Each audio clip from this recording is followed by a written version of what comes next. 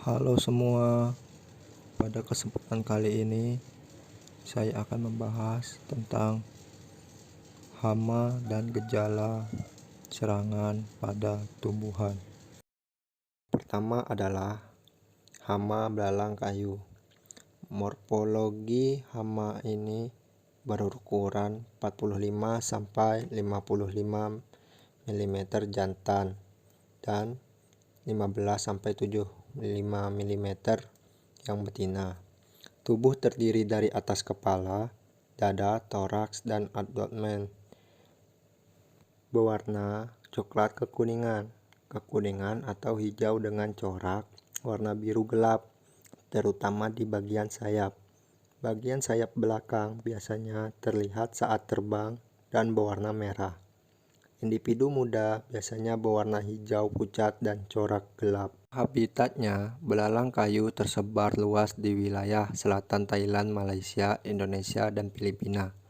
Jenis belalang kayu dan sering ditemukan di daerah hutan hingga pesisir yang tidak terlalu padat. Belalang kayu tersebar di seluruh DIY sebagai herbivore. Belalang kayu bertipe mulut, penggigit, dan pengunyah. Gejala dari hama ini adalah menyerang tanaman muda dan tua dengan merusak tanaman pada bagian daun dan pucuk. Kadang-kadang pada musim kering dapat menyebabkan kerusakan parah. Daun yang dimakan menjadi berlubang-lubang, tulang daun tidak dimakan. Untuk klasifikasi dari belalang kayu dapat dilihat di dalam video yang sudah saya siapkan. Untuk mempermudah mengenal bagian-bagian tubuh belalang kayu, saya gambar dapat terlihat pada video.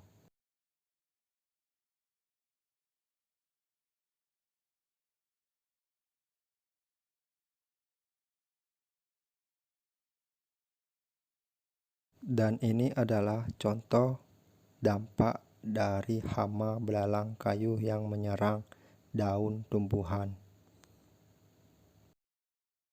Yang kedua adalah ulat yang biasa kita kenal dengan ulat bulu. Morfologi hama ini berwarna hitam, terdapat bintik-bintik kuning di sekujur tubuhnya dan dikelilingi oleh bulu yang sangat berbahaya. Panjang hama ulat bulu ini sekisaran 20 mm sampai 5 cm. Pemulut hama ini adalah penggigit dan pengunyah. Untuk gejala hama ini, tepi daun rusak dan terkoyak dimakan ulat. Ulat besar mampu menghabiskan hingga menyisakan tulang daun sehingga tanaman menjadi gundul.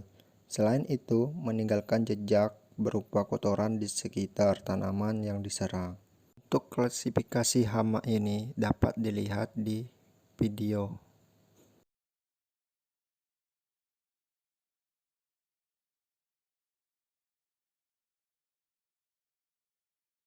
Untuk habitat hama ini mudah kita jumpai di tempat-tempat yang lembab dan di pepohonan atau tanaman hijau. Untuk memahami bagian-bagian dari ulat bulu, sudah saya gambarkan agar lebih mudah dicermati.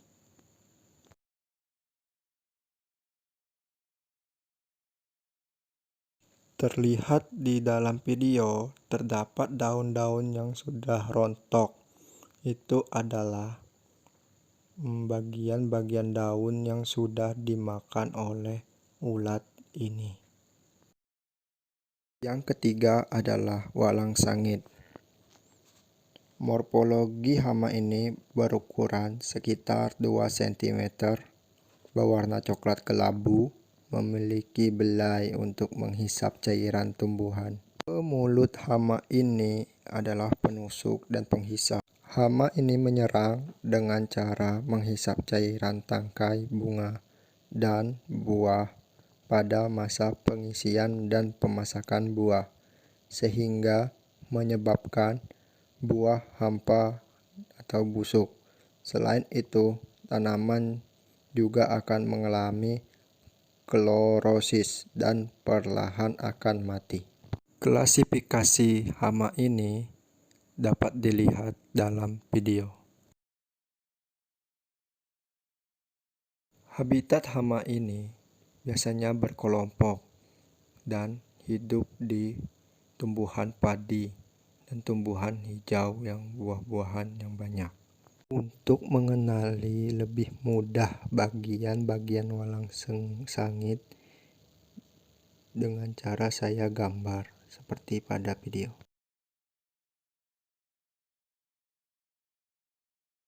Ini adalah contoh serangan walang sangit terhadap bulir padi. Selanjutnya adalah hama tikus. Morfologi hama tikus dengan ukuran panjang kepala sampai ekor 270 sampai 370 mm. Ukuran panjang ekor 130 sampai 192 mm. Ukuran panjang kaki belakang 32 sampai 39 mm. Ukuran lebar telinga 18 sampai 21 mm. Warna rambut punggung coklat muda berbintik-bintik putih, sedangkan rambut bagian perut berwarna abu-abu. Mulut yang dimiliki oleh tikus adalah penggigit dan pengunyah. Gejala dan tanda serangan hama tikus adalah dia akan menyerang akar dan batang dengan cara digerogoti hingga bagian tersebut habis dan tanaman akan mati.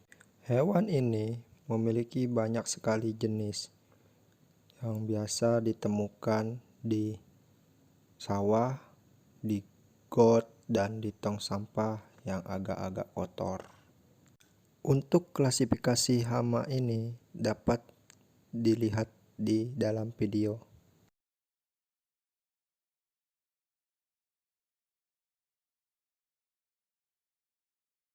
Untuk memudahkan kita dalam melihat bagian-bagian dari hama tikus, saya udah mempersiapkan gambar yang terdapat di dalam video.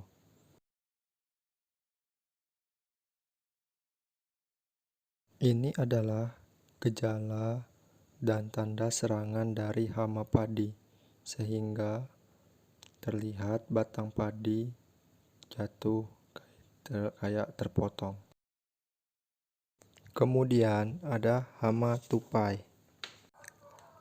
Hama ini memiliki morfologi rasio otak besar, memiliki ekor panjang, keseimbangan yang sangat stabil, mencong agak panjang dan runcing. Hama ini sering dijumpai di ranting-ranting pepohonan atau perkebunan, apalagi yang perkebunan yang buah-buahannya yang sangat banyak.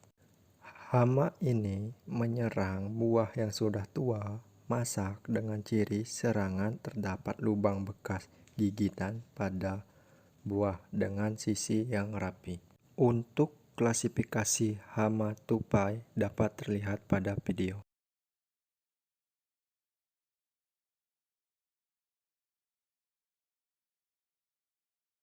Untuk memudahkan kita mengenal bagian-bagian tupai, dapat saya gambarkan di dalam video.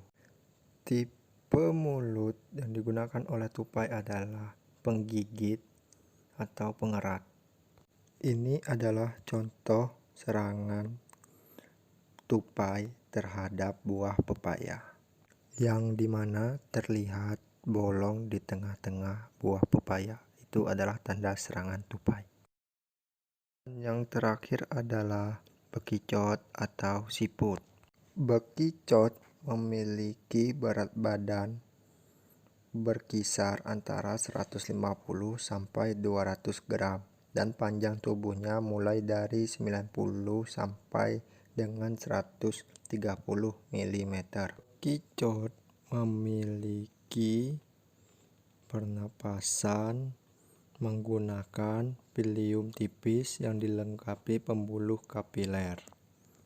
Hama ini biasanya ditemukan di area lembab karena mereka hidup di sana. Untuk sistem tipe mulut dari bekicot, dia menggigit dan pengunyah. Gejala serangan bekicot adalah menyerang tanaman pada bagian akar muda, tunas baru, kuncup bunga, dan daun. Bagian yang terserang akan terpotong-potong tidak beraturan. Kadangkala ada juga tumbuhan yang sampai habis daun sama batangnya. Jika tumbuhan tersebut masih umuran yang muda. Untuk klasifikasi hama bekicot dapat terlihat pada gambar.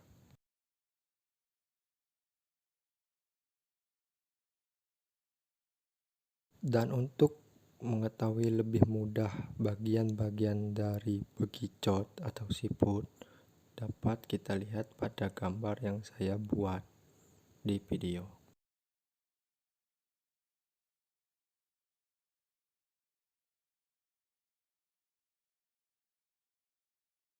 Ini adalah contoh serangan hama bekicot pada tumbuhan yang masih muda. Terlihat di sana hanya tertinggal batang saja sampai hampir mau mati. Dan yang ini adalah contoh serangan hama bekicot pada daun yang mengakibatkan lubang-lubang pada daun yang akan mempengaruhi proses fotosintesis.